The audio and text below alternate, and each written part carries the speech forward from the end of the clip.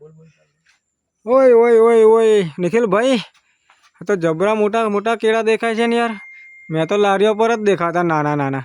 શું વાત કરો, પહેલી વાર જોવો છો તમે? હા, પહેલી વાર જોઉં છું મેં તો. ના હોય યાર, કેમ તમારા બાપ દાદાની ખેતી નહીં છે ને? પણ આપને નહીં ખબર. આપને આનો પ્રોસેસ મને સમજાવો ને, કઈ રીતના આનો પ્રોસેસ આવે છે આખો. આ તો સમજાવી દઈએ ને, એમાં શું છે યાર. કઈ રીતના આટલા મોટા મોટા? પહેલા એક વસ્તુ કહો, તમે સાચે પહેલી વાર વાડી જોવો છો કેળીની? હા, પહેલી વાર જ જોઉં છું આ વાડી. અરે યાર, ચાલો મેં તમને આજે કેળની ખેતી વિશે છે ને એકદમ ટૂંકી ટચ તમને માહિતી આપીએ કે આ કેળ છે ને, પહેલા છે ને તમને ગૌરવભાઈ એમ કહું કે G9 વેરાયટી છે. આ G9 વેરાયટી છે. હવે આ G9 વેરાયટી છે કેળની. હવે તમને આની વાત કરું ને તો આ બે રીતે થાય. એક ટિશ્યુ કલ્ચર પદ્ધતિથી અને બીજી ગાંઠ પદ્ધતિથી. હવે ગાંઠ પદ્ધતિ એટલે કેવી રીતના ગાંઠ? ટિશ્યુ કલ્ચર તો હેમજા, અને ગાંઠ એટલે કેવી? જો આ કેળ છે, આ કેળ કપાઈ ગયા પછી છે ને અહીંયા હજુ આ પીલો મોટો થયા પછી છે ને અહીંયા ગાંઠ આટલીક બનશે. એ 200-300 ગ્રામની અંદાજે ગાંઠ એ કાઢીને બી આપણે એનું વાવેતર કરી શકીએ છીએ. હવે બીજી વસ્તુ કે ટિશ્યુ કેટલાનું આવે તમને એવું થતું હશે મનમાં, તો ટિશ્યુ છે ને 15 રૂપિયાથી લઈને 20 રૂપિયા 25 રૂપિયા સુધીને અલગ અલગ કંપનીઓના મળી શકે છે. અને જ્યારે આ ગાંઠથી રોપીએ તો આ ગાંઠ આપણે 2 રૂપિયાથી લઈને 5 રૂપિયા સુધી મળી શકે છે. હવે બંનેના અંતરની વાત કરું મેં તમને કે વાવેતર કરવું ટિશ્યુનું કરવું કે ગાંઠનું કરવું, તો તમને કહી દઉં કે જો તમારી પાસે પૈસાની સુવિધા સારી હોય તો તમે ટિશ્યુ કલ્ચર કરો, જેનાથી જ્યારે બી તમારી વાડીનું કટિંગ આવે ત્યારે એક ધરું નિંગલ આવે ને એક ધરું કટિંગ આવે. જ્યારે તમે ગાંઠ પદ્ધતિથી વાવેતર કરશો તો તમને એક તકલીફ થશે. કોક કેળ 15 દિવસે કપાશે, કોક કેળ 20 દિવસે કપાશે, કોક કેળ મહિના પછી કપાશે. એટલે એવરેજ 2-3 મહિના વાડી તમારી ગાંઠની ચાલશે. બાકી લૂમ તો એમાં પણ સારા આવે છે.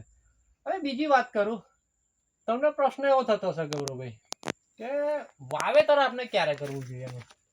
તો વાવેતર કેવું છે કે આખા વર્ષ દરમિયાન થાય છે, પણ એની મુખ્ય સિઝનની વાત કરું ને તો 6ઠ્ઠો મહિનો, 7મો મહિનો, 8મો મહિનો અને 9મો મહિનો. આ સમયમાં તમે કેળનું વાવેતર કરો ત્યારે તમને ઓછા ખર્ચે અને સારી રીતે તમારી કેળો પાકી શકે છે અને ભાવ બી સારા મળી શકે છે. પણ ઘણા ખેડૂત મિત્રો શું કરે છે, બીજા મહિના, ત્રીજા મહિના, ચોથા મહિના અને 5મા મહિનામાં આગોતરું વાવેતર કરે છે, જેનાથી ભાવ બહુ સારો મળે છે. પણ એ ટાઈમે કેળ સાચવવી બી બહુ તકલીફ વાળું કામ છે અને એ બહુ અનુભવ વાળું કામ છે. બીજી વસ્તુ તમને એવું થશે કે ચાલો ભાઈ કેળો લાવીને તો વાવી દીધી, ગાંઠ લાવીને વાવી દીધી, પણ એને મોટી કરવા કરવું હું એમ, તો તમારે છે ને મોટી કરવા માટે સૌ પ્રથમ સ્ટાર્ટિંગમાં મહિનાની જ્યારે કેળ થાય છે ત્યારે એને ડીએપી, સલ્ફેટ, પોટાશ અને યુરિયા આપવાનું હોય છે. ત્યારબાદ એને એવી રીતના 5 હપ્તા 4 હપ્તા જમીનને અનુરૂપ DAP, sulphate, potash, urea, calcium nitrate, micronutrients અને બોરોન આ ખાસ તત્વોની એને જરૂર પડતી હોય છે. પછી થાય એવું કે તમને યાર આટલું બધો મોટો લૂમ, અમે તો ખાલી 10 રૂપિયા, 20 રૂપિયા, 30 રૂપિયા, 50 રૂપિયા, 100 રૂપિયા કિલોના ભાવે કદાચ સિઝન અનુરૂપ તમે લેતા હશો, પણ આને પાકતા કેટલો ટાઈમ થાય છે એવું તમને થતું ને તો જો તમને કહી દઉં, આ લૂમને રેડી થતા 9 થી 10 મહિના થઈ જાય છે. કેવી રીતના? હવે જો તમને દેખાડી દઉં કે કેળને આપણે સતત 5-6 મહિના લગીને ખાતર પાણી આપીએ ને, ત્યાર પછી 5મા-6ઠ્ઠા મહિને વાડીને નિંગલ આવવાની શરૂઆત થાય છે. હવે નિંગલ કેવું હોય એ તમને દેખાડું મેં, તો ચાલો તમને આગળ નિંગલ કેવું હોય ને દેખાડું. આ નિંગલ જો, આ નિંગલ કહેવાય. આમ બાજુથી દેખાડો. આ સાઈડ આ રીતનું કેળમાં 5 થી 6 મહિના પછી આ ટાઈપનું કેળમાંથી લૂમ કહો કે ડોળો કહો, દરેક જગ્યાએ અલગ અલગ ભાષામાં બોલે, નિંગલ થાય. હવે આ 5 થી 6 મહિના થયા બાદ 90 દિવસ પછી, એ 5-6 મહિનાના 90 દિવસ પછી આ ટાઈપનો લૂમ તૈયાર થવાની શરૂઆત થઈ જશે. જ્યારે આ નસો એની ફૂલીને એકદમ ગોળ થઈ જશે ત્યારે આ લૂમ પાકવા અને કાપવા લાયક થઈ જશે.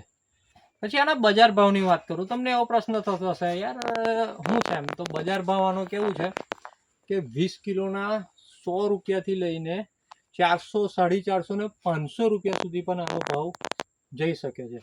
બીજો એક પ્રશ્ન તમને થતો હશે કે આ લૂમ છે આ કેટલા કિલોનો થાય, તો તમારી મહેનતને અનુરૂપ જો તમારી સારી મહેનત હોય તો 30 કિલો, 35 કિલો, 40 કિલો અને ઘણા ખેડૂતોનો 45 કિલો સુધીને એનો લૂમ નીકળેલો છે. હવે બીજી એક વસ્તુ તમને કહું કે હવે ગૌરવભાઈ બોલો બોલો. તમને એક બીજી વાત કહી દઉં કે જો તમારે પૂરતી પાણીની સગવડ હોય ને હા તારે જ આ કેળીઓની ખેતી કરજો, નહીં તો પછી ધબડકો. અને બીજી ધ્યાનમાં રાખવાના મુદ્દા શું છે એ તમને કહી દઉં. આજે ને કેળો છે ને ભૂંડાને બહુ ભાવે, હા બહુ નુકસાન કરે, એટલે તમારે છે ને ઝાટકા મશીન કે તારની ફેન્સિંગ કરવાની તૈયારી રાખજો. પછી બીજી એક વસ્તુ કહું, જો આ પીલા નીકળે રોપ્યા પછી છે ને આવા આ ટાઈપના, જો આ કેળનું આ મેઇન થડ છે, પછી આવા પીલા નીકળે, આને પીલા બહુ મોટા થવા દેવાના નહીં, કાપી નાખવાના, નહીં તો આ કેળને છે ને મોટી થવા દે નહીં. ઉનાળામાં 7 થી 10 દિવસે ને અને શિયાળામાં 12 થી 15 દિવસે પાણી ફરજિયાત આપી દેવાનું. અને આવી સાચી અને સતત જો તમારે માહિતી જોઈતી હોય ને ગૌરવભાઈ, તો અમારી ચેનલ યુટ્યુબમાં છે, શું નામ છે ખબર છે તમને? ના ખબર, ખેતી ખબર. હા એને સબસ્ક્રાઇબ કરજો અને શેર કરજો. હમણાં જ કરી દઉં. ધન્યવાદ.